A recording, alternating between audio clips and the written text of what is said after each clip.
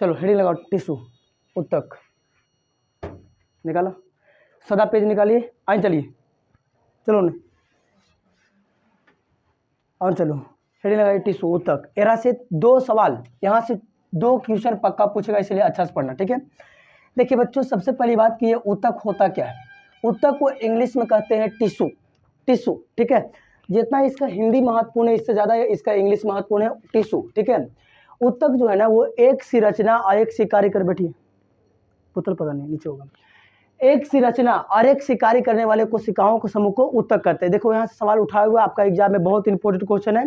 जैसे मान लेते कि मेरे पास ढेर सारा कोशिका है, ठीक है, तो कुछ कोशिका ऐसे है जो पैर के लिए अच्छा है, कुछ कोशिका ऐसे है जो हाथ के लिए अच्छा है, और कुछ कोशिका ऐसे है जो मस्तिष्क के लिए अच्छा है।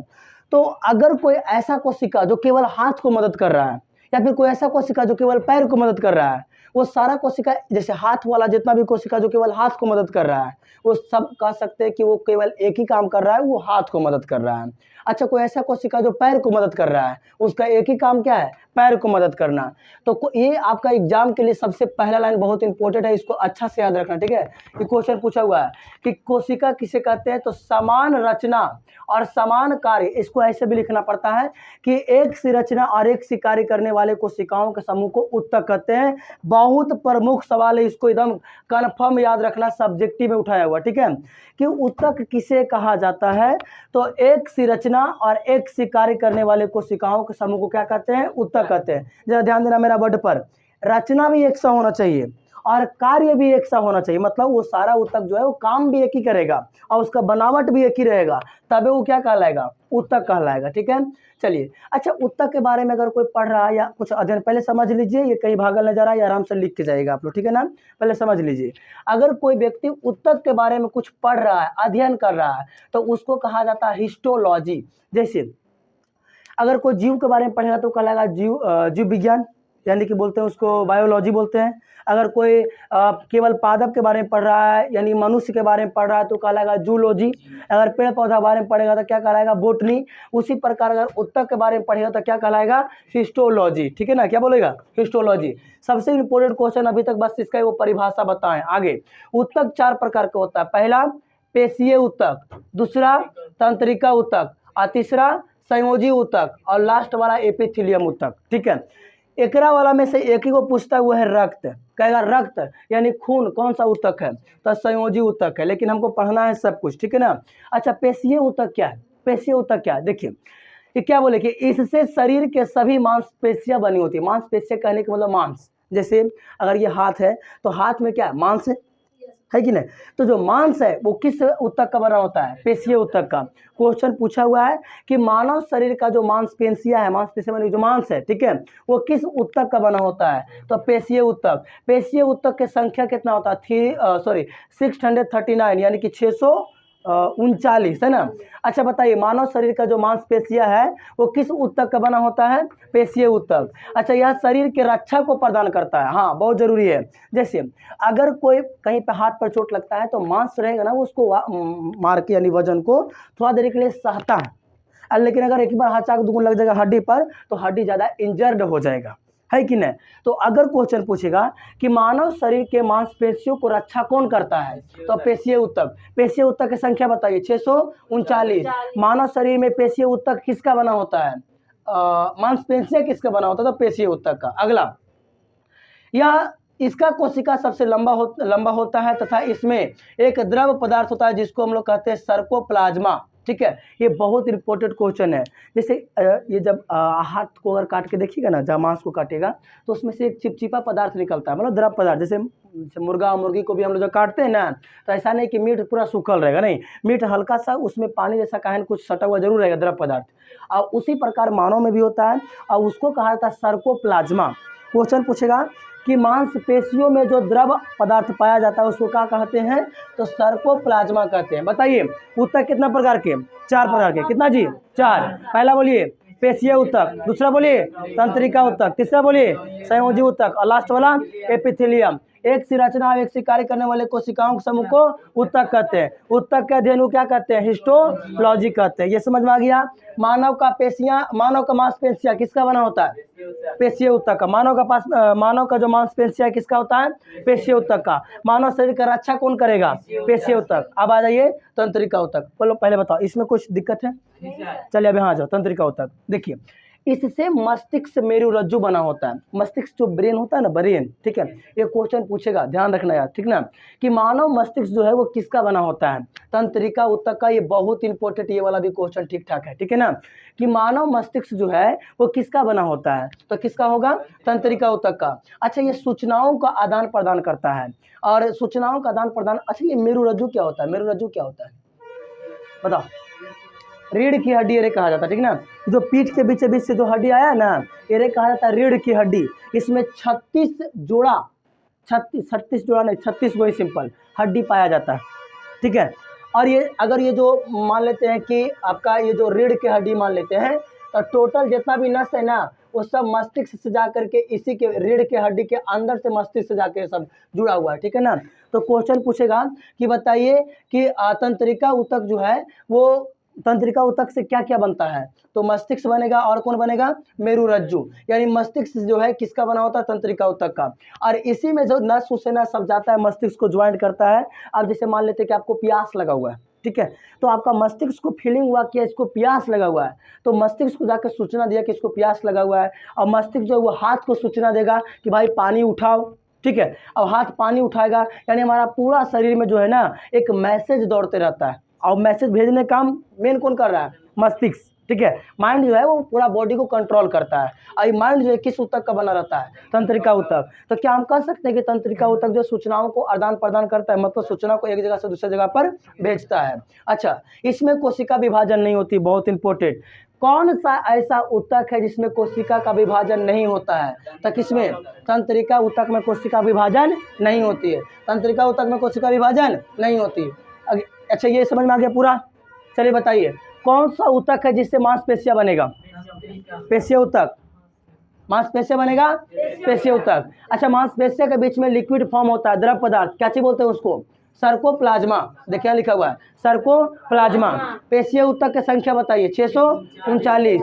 मस्तिष्क किसका बना है? तंत्रिका ऊतक। ये मेरुरज्जु किसका बना हुआ है? तंत्रिका ऊतक का। सूचनाओं का आदान प्रदान कौन करेगा? तंत्रिका ऊतक। अच्छा, किसमें कोशिका विभाजन नहीं होता है? तंत्रिका ऊतक। दोनों समझ में आ गया? बढ़िया से आ गया या थोड़ा बहुत और दिक्कत है? आगे समझ में? चलिए अगला ये संयोजी ऊतक। यहाँ ध्यान से पढ़ना, यहाँ से एक सवाल उठाया हुआ देखिए।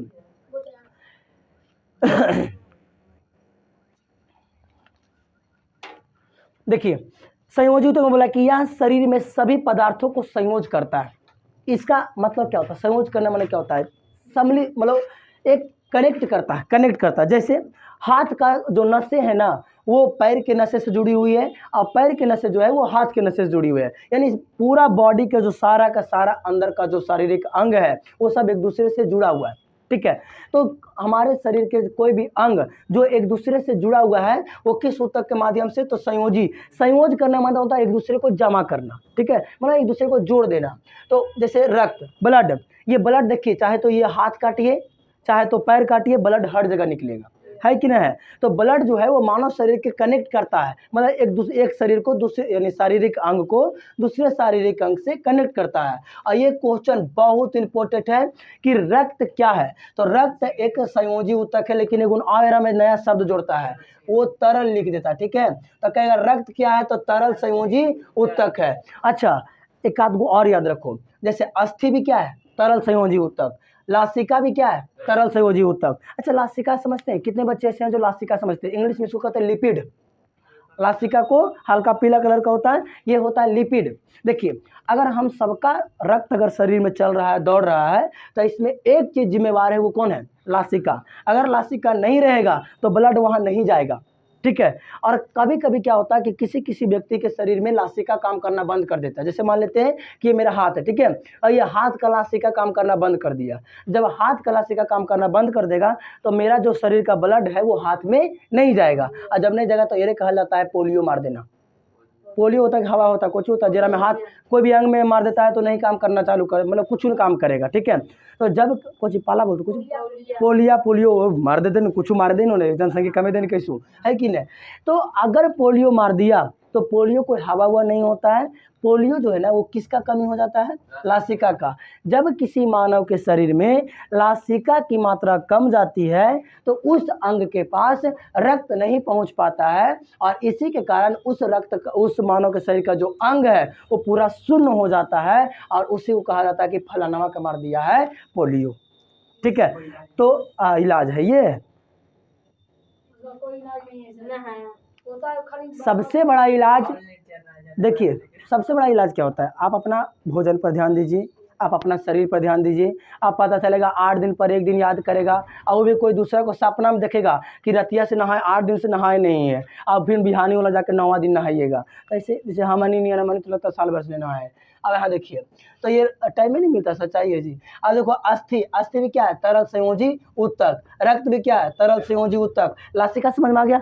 लासिका के बारे में पहले से इतना कोई डिप्लीस नहीं जानता होगा। लासिका बहुत अच्छा चीज़ है, अगर ये नहीं रहेगा तो बहुत अच्छा तरीके से लगा भी देगा, है कि नहीं। लासिका को इंग्लिश में लिपिड कहते हैं। आगे, रक्त तापमान को नियंत्रित करता है।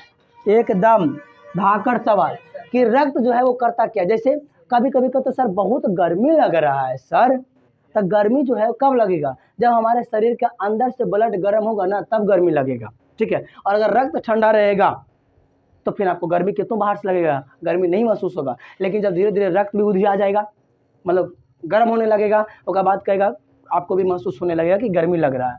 चलिए, तो ये संयोजी ऊतक भी आ गया। अब है एपिथेलियम ऊतक, मतलब इससे त्वचा बना होता है। त्वचा मतलब ये बाहरी भाग है कि नहीं, चमड़ा वगैरह बोल सकते हैं, त्वचा बना होता है। मतलब यह शरीर के बाहरी परत को बनाता है, जो कि अभी जस्ट बता रहे हैं, है ना। ये बाहरी परत जो है ये सब बनता है, मतलब इससे हाँ, इससे वसा बनता है।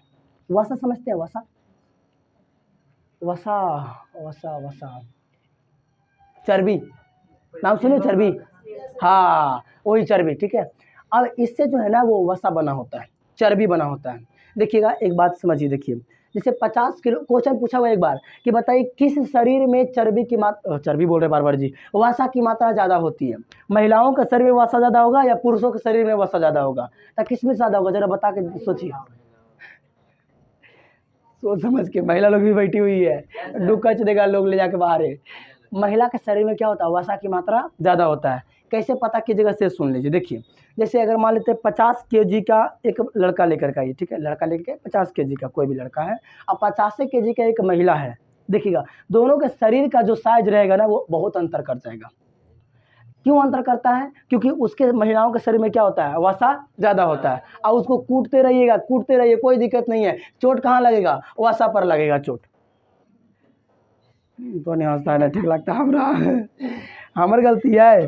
चलिए अब बताइए सवाल जरा, एक सी रचना, अच्छा ये जो ऊतक है उसका रचना क्या एक समान होगा या अलग अलग होगा, एक समान होगा। ऊतकों का अध्ययन में क्या कहते हैं, हिस्टोलॉजी। बताइए ऊतक कितना प्रकार के, 4 प्रकार के। पहला का नाम बताइए, दूसरा बताइए तंत्रिका, तीसरा बताइए संयोजी, चौथा बताइए एपिथेलियम। क्वेश्चन सुनिएगा, कौन सा ऊतक है जो सूचनाओं का आदान प्रदान करता है, मस्तिष्क किसका बना है, तंत्रिका का। शरीर का बाहरी परत एपिथेलियम।